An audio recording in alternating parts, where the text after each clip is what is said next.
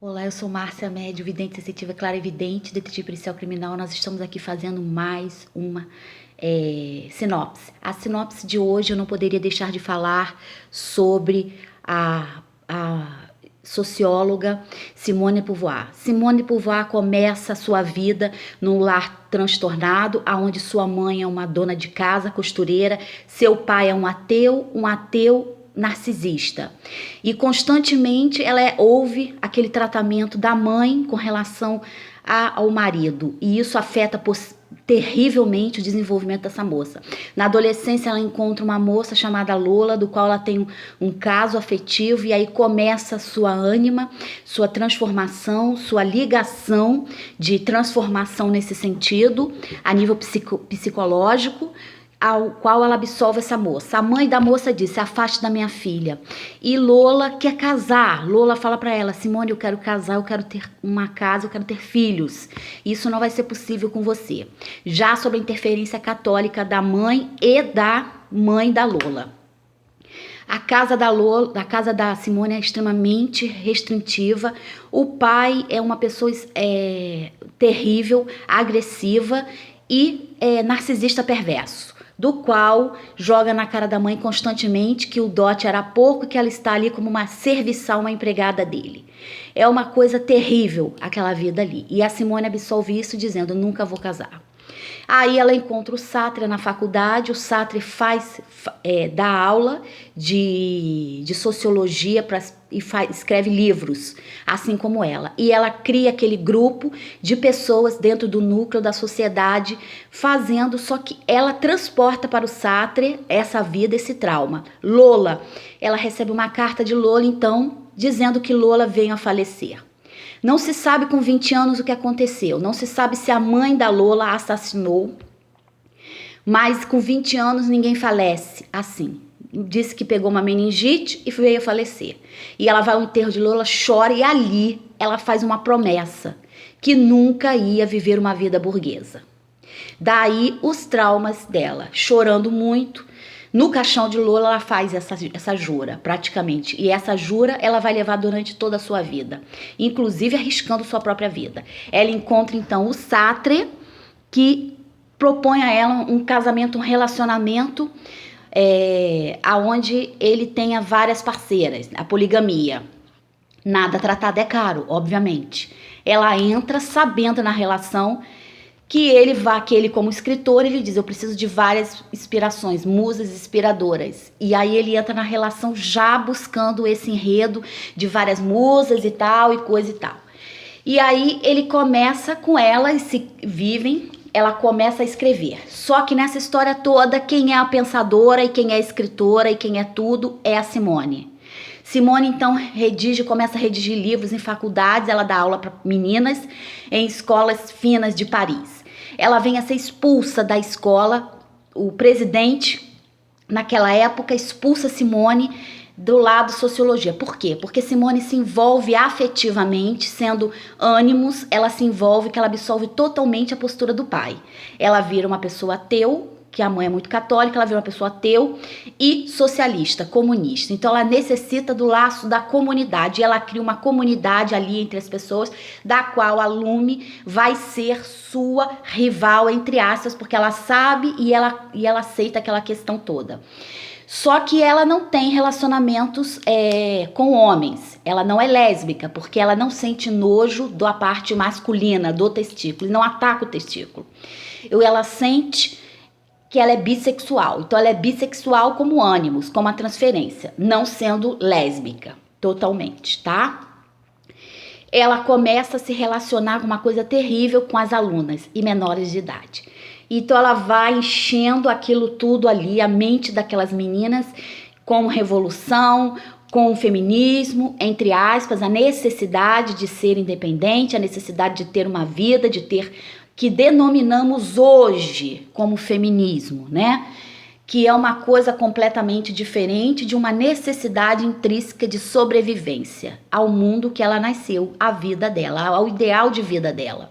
Então esse ideal é personificado nessa questão do qual ela se reporta dessa maneira. E o que acontece? Ela vai para a faculdade, lá ela é expulsa da faculdade. O presidente da França expulsa ela da faculdade. E ela começa então a fazer os livros dela. Aí vem o segundo sexo. E o Sartre tá bombando na vida dele. Ele se reclusa, mas ela que redige tudo. Ela redige, inclusive, o manifesto socialista lá da época, com Pablo Picasso, os desenhos de Pablo Picasso apoiando a obra e o sistema deles, tá? Ela influi a França de tal maneira, a revolução feminista na França de tal maneira, que ela na rua é considerada uma prostituta.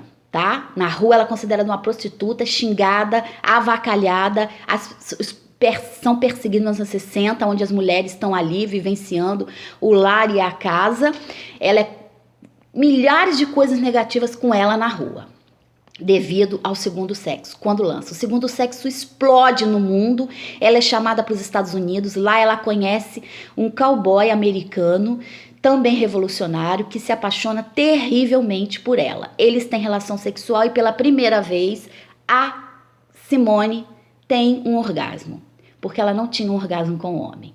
Sartre e ela não tinham relações sexuais, era uma relação a nível de intelectual, aonde o Sartre, como narcisista perverso, que é difícil você se lidar e é difícil você sair do enredo do narcisista perverso, manipulando ela dessa maneira e automaticamente se apoderou dos estudos dela. E ela, apaixonada por ele, com complexo de inferioridade, porque veio de um lar autoritário como o lar do seu pai, Jorge, ela se submete a isso. O Sartre, então, vai à casa dela no interior e vê o pai dela. O pai dela manda ele sair da propriedade, que ele é um revolucionário, um comunista. E ele não obedece. O pai dela é burguês, que ele tem uma propriedade enorme.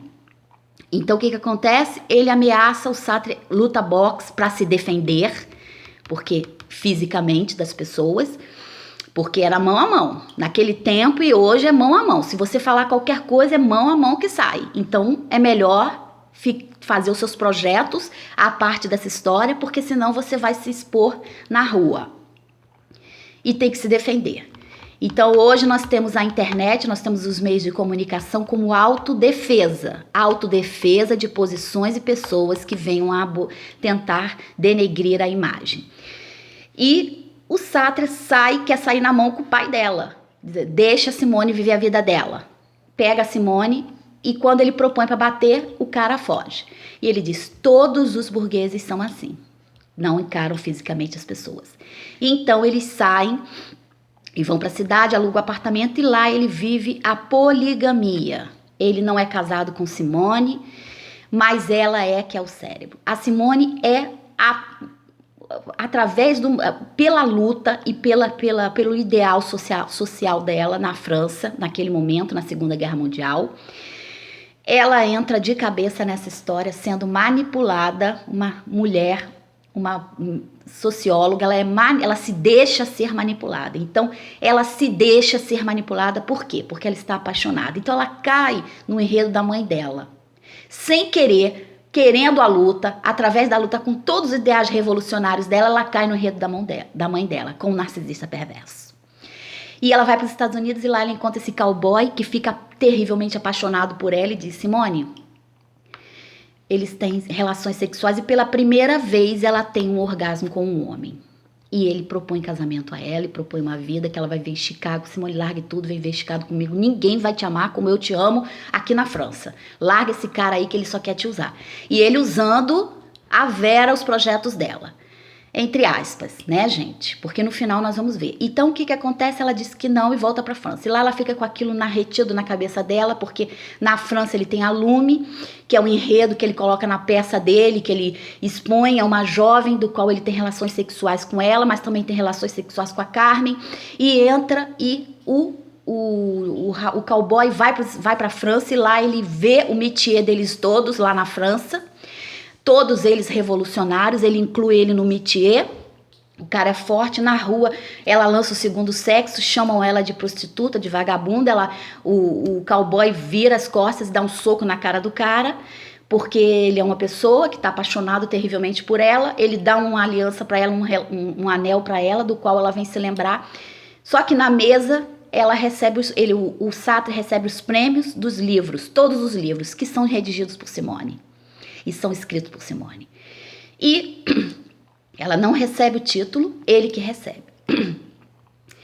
Na hora o fotógrafo vai, pelo Segundo Sexo e vários outros livros que o Sartre publicou, ele vai e coloca a foto dele junto com ela. Não é Sartre, é Simone Sartre.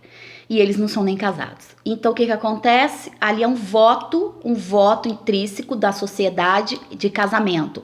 Um voto que pode ser muito mais influente na vida dos dois. Por quê? Porque eles intronizaram isso dentro da psique dele, um pacto. Então o pacto é isso. Se você está num relacionamento com a pessoa que tem pacto com a outra, pacto moral, pacto, qualquer tipo de pacto, não adianta, porque você vai se ferrar. Tá bom, gente? Você vai se ferrar nessa questão toda. Me desculpe, mas é isso que vai acontecer. Você vai lutar por amor. Você pode amar o cara pode amar você. Pacto, gente. Pacto é pacto. Então o cara vai ter 200 amantes, ela vai ter 200 amantes e eles vão continuar juntos eternamente, amando um ou outro, porque é assim que tem que ser. Porque é um pacto intelectual. Ali é um pacto intelectual, onde os dois se combinam, onde as almas são gêmeas porque se combinam nesse sentido. Não precisa nem de sexo. O sexo é verbal. É na mesa ali, é verbal. Não como fonte de realização ou fonte de escravizar a pessoa. O intelecto que escraviza. E aí, para ela, né? Nesse sentido que tá ali no filme. Então, o que acontece? O filme é os amantes do Café Flore. E aí, ela pega e senta na mesa, tira as fotos e é conclamada. O Sartre é chamado para fazer ganhar o Prêmio Nobel de Literatura na França. Explode a Segunda Guerra. Antes disso, ele vai para a Segunda Guerra Mundial com Hitler. Hitler está dominando, vai dominar a França. E ele volta, pede licença, dizendo que é cego, que tem problemas visuais, que não pode estar na guerra. Realmente ele tem um óculos muito avançado, então ele sai dessa questão. E volta completamente diferente. Aquele cara arruaceiro, aquele cara boêmio, aquele cara festeiro acaba. E ele torna-se uma pessoa centrada, uma pessoa séria, de tantas mortes e tantas baixas que ele viu na Segunda Guerra Mundial. E ali ela fica abismada e começa a dar aula para suas alunas e se envolver emocionalmente com as alunas até que é expulsa. Então, quando ele recebe o Prêmio Nobel da Literatura, ele não aceita. Por que ele não aceita? Porque o prêmio seria dela.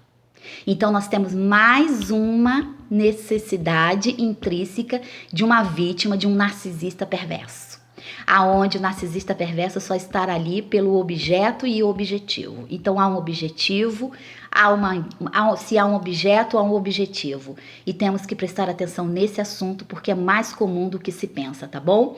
E aí ela recebe e dá a ela uma aliança de prata, do qual ela vai viver a vida inteira subjugada a esse sentimento do narcisista perverso. Não amando, não sendo amada, porque ela tem baixa autoestima e vivendo uma vida subjugada. Um gênio, produz vários livros, viaja para o mundo inteiro, ajuda várias mulheres, se abstém ao fato de ser mãe, é bissexual por ânimos, que ela absolve do pai dela na infância, e todos esses processos são detalhados com essa performance brilhante do Amantes do Café Flores. Tá bom? Eu sou Márcia Médio, vidente sensitiva, clarividente, perita criminal. Obrigada por sua atenção.